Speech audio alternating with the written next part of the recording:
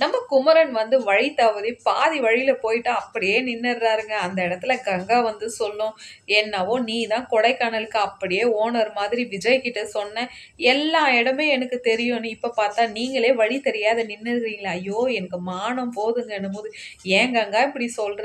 நான் வந்து குழம்பிட்டேன். அதால தான் இப்ப இங்க நின்னுட்டேன்னும்போது, இப்ப அவங்க எங்க வருவாங்க? நம்ம எப்படி அவங்கள தேடுறதுன்னும்போது, "உடு கங்கா, எப்படியாவது அவங்கள நம்ம தேடி கண்டுபிடிச்சிடலான்னும்போது" அதுக்கு வந்து குமரன் வந்து கங்கா கிட்ட திட்டு வாங்குவாரு.